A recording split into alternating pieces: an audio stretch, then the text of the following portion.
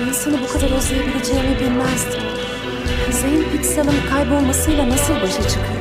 Zeyn bir Nitroid. Duyguları olabilir mi ki? Zeyn hakkında öğreneceğin çok şey var Frank. O bir makineden çok çok daha fazlası. Beni teselli mi ediyorsun? Hayatın sadece bir simülasyonu olsan da duyguların neredeyse gerçek gibi görünüyor. Bazen duygularımı ifade etmekte zorlanıyorum. Ama ben de onları herkes kadar derinden hissediyorum.